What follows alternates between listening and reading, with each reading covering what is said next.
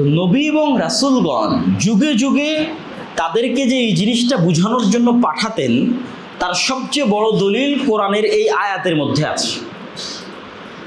এই যে তিনটা আয়াত আপনাদের সামনে পড়লাম, এই তিনটা আয়াত যদি আপনাদের ভালোভাবে মনে থাকে, তার দলিল এর মধ্যে আছে। কেমনে? আল্লাহ সুবহানাহু ওয়া তাআলা আয়াতের শেষের জিজ্ঞাসাগুলো এটা করেননি, আর রব্বুন মা আল্লাহ, আল্লাহ ব্যতীত কি কোনো প্রতিপালক আছে?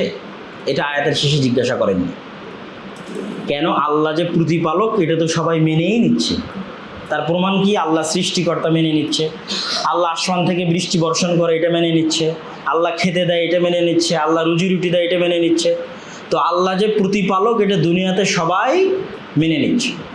এই জন্য দুনিয়ার কোনো নবীর দাওয়াত এটা ছিল না যে লা রব্বা ইল্লাল্লাহ, আল্লাহ ব্যতীত কোনো রব নাই। আল্লাহ যে রব এটা হিন্দুও মানে, আল্লাহ যে রব এটা ইহুদিও মানে, আল্লাহ যে রব এটা খ্রিস্টানও মানে, আল্লাহ যে রব এটা আমি আপনিও মানে। তাহলে আরো ক্লিয়ার করে আপনাদেরকে বলি, আল্লাহকে সৃষ্টিকর্তা হিসেবে স্বীকার করলে আল্লাহকে ইলাহ হিসেবে মানা হয় না।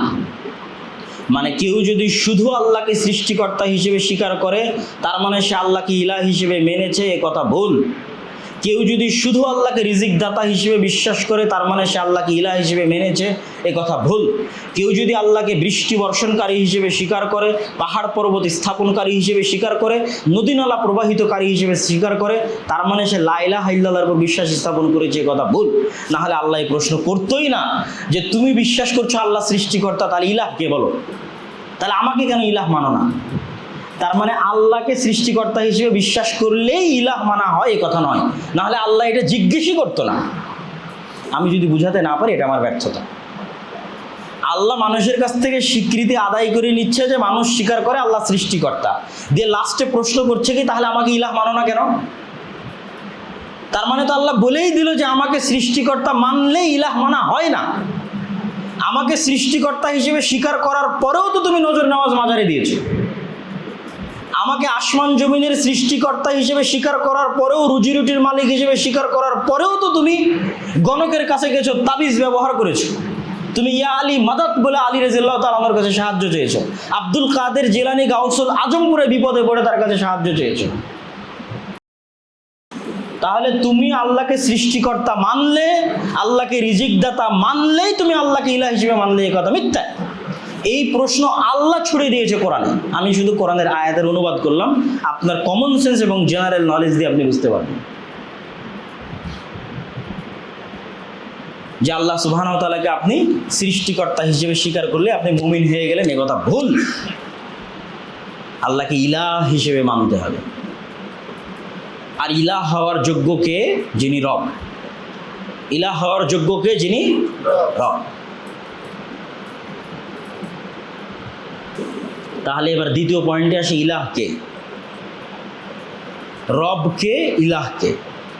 সূরা ফাতিহার মধ্যে আল্লাহ সুবহানাহু ওয়া তাআলা বলছেন আলহামদুলিল্লাহি রাব্বিল আলামিন।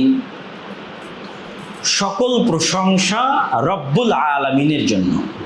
বলেননি রব্বুল মুসলিমিনের জন্য, বলেননি রব্বুল মুজাহিদিন, রব্বুল মুমিনিনের জন্য।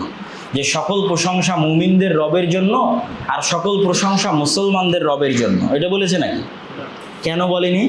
কেননা রব তিনি শুধু মুসলমানদের নাম, রব তিনি শুধু মুমিনদের নাম। যিনি সকাল সন্ধ্যা আল্লাহকে গালি দেয় তারও সৃষ্টিকর্তা তিনি। যে সকাল সন্ধ্যা শিরক করে তারও হায়াতের মালিক তিনি। যে সকাল সন্ধ্যা আল্লাহকে অমান্য করে, আল্লাহ সুবহানাহু ওয়া তাআলার বিধান অমান্য করে, তারও রুজি রুটির মালিক তিনি। এই জন্য বলা হয়নি যে রব্বুল মুসলিমিন, রব্বুল মুমিনিন, বলা হয়েছে রব্বুল আলামিন। মানে আসমান জমিন এবং তার মধ্যে যা কিছু আছে, হিন্দু বৌদ্ধ ইহুদি খ্রিস্টান, জীব জন্তু জানোয়ার পশু পাখি যা আছে, সকল কিছুর রবকে আল্লাহ। কিন্তু তারা সবাই আল্লাহকে ইলাহ মানে না। আল্লাহ সবার রব, কিন্তু সবাই আল্লাহকে ইলাহ মানে না। কিন্তু ইলাহ হওয়ার যোগ্য তিনি যিনি রব, ইলাহ হওয়ার যোগ্য তিনি যিনি খাওয়ায়, যিনি পড়ায় তিনি, ইবাদত পাওয়ার যোগ্য তিনি। এই জন্য আল্লাহ সুবহানাহু ওয়া তাআলা বলেছেন যে শিরক সবচেয়ে বড় অত্যাচার। শিরকে আল্লাহ গুনাহ বলেনি, অত্যাচার বলেছে। জুলমুন আজিম, বড় অত্যাচার। কেন? আপনার বউ আপনার খায়, আপনার পরে, আপনার টাকা, আপনার বাড়ি, সব কিছু, আর ভালোবাসে আর একজনকে। এটা জুলুম না? জুলুম। তাহলে জমির মালিক কে? জমিনের মালিক কে? আল্লাহ। আসমানের মালিক কে? সবাই তো স্বীকার করছে, ইহুদি, বৌদ্ধ, হিন্দু, খ্রিস্টান সব। সূর্যের মালিক কে? যে সূর্য নিয়ে আমরা বেঁচে আছি। অক্সিজেনের মালিক কে? আল্লাহ। আসমান থেকে বৃষ্টি দিচ্ছে কে? আল্লাহ। তাহলে আল্লাহর সূর্য, আল্লাহর আলো, আল্লাহর বাতাস, আল্লাহর জমি, আল্লাহর আসমান, আল্লাহর রুজি, আল্লাহর জীবন, মানে আল্লাহর দেওয়া জীবন, আল্লাহর সৃষ্টি করা আমরা বান্দা, সবই আল্লাহ সুবহানাহু ওয়া তাআলার। সিজদাটা দিলাম মাজারে, বুঝেননি? আর সাহায্য চাওয়ার সময় বললাম, বাবা আপনি আমাকে বাঁচান। বিপদে পড়ে সন্তানকে অসুখ হয়েছে, চলে গেলাম তাবিজ নিতে। এটাই হলো আগের যুগ থেকে চলে আসা একদম সিম্পল এবং কমন সমস্যা মানুষের। এই জন্য আল্লাহ সুবহানাহু ওয়া তাআলা সূরা ফাতিহার মধ্যে যেমন রব্বুল আলামিন বলে দিয়েছে যে আল্লাহ রব, এরকম আল্লাহরই যে শুধু ইবাদত করতে হবে এবং আল্লাহর কাছেই যে শুধু চাইতে হবে, এটাও সূরা ফাতিহার মধ্যে বলে দিয়েছে। আমরা সূরা ফাতিহার মধ্যে বলি কি, ইয়্যাকা না'বুদু ওয়া ইয়্যাকা নাস্তাঈন। আরবি যারা জানেন তারা জানেন যে এই বাক্যটা স্বাভাবিকভাবে লিখলে মানুষ এভাবেই লিখত। আমরাও যদি লিখতাম আজকে সিম্পল, যে কোনো আরবি জানা মানুষকে যদি আপনি লিখতে জানতে, তুমি লেখো আমরা আল্লাহর ইবাদত করি, আল্লাহর সাহায্য চাই, এভাবে লিখতো যে না আবুদুকা ওয়া নাস্তাঈনুকা।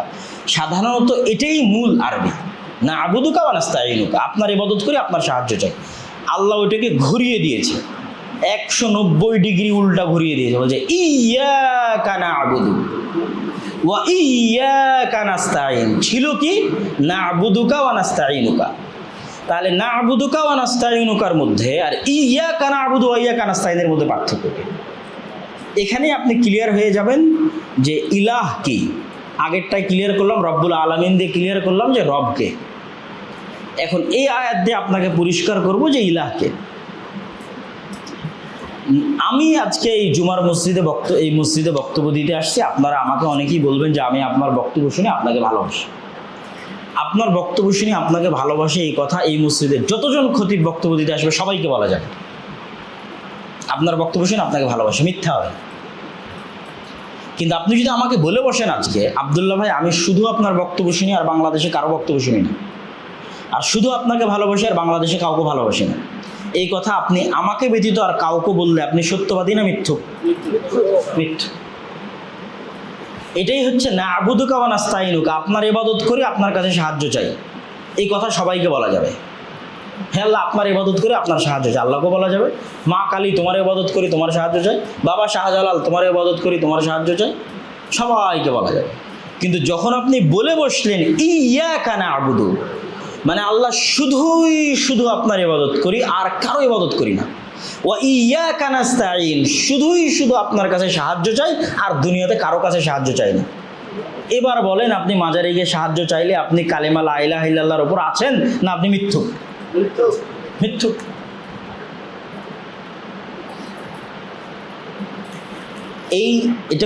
এটাই হচ্ছে ইলাহ। এই ইয়্যাকা না'বুদু ওয়া ইয়্যাকা নাস্তাঈনের মধ্যে আল্লাহর ইলাহত্ব লুকিয়ে আছে, যে আল্লাহ সুবহানাহু ওয়া তাআলা ইবাদত পাওয়ার, আপনার ইবাদত পাওয়ার 100তে 100 হকদার, আর আপনি কারো কাছে সাহায্য চাইবেন এটা পাওয়ার 100তে 100 হকদার। এই 100র মধ্যে যদি আপনি শিরক জিনিসটা বুঝে নেন, এই 100র মধ্যে যদি আপনি চুল পরিমাণ, সরিষা সম পরিমাণ অন্য কাউকে দেন, আপনি মুশরিক। চুল পরিমাণ, সরিষা সম পরিমাণ দিলেও মুশরিক। আপনি একটুও দিতে পারবেন না, কারোর কাছে একটুও মাথা নত করতে পারবেন না, কারোর কাছে একটুও সাহায্য চাইতে পারবেন না, একদিনের জন্য নয়, 1 সেকেন্ডের জন্য নয়। একদিনের জন্য চাইলেও শিরক, 1 সেকেন্ডের জন্য চাইলেও শিরক।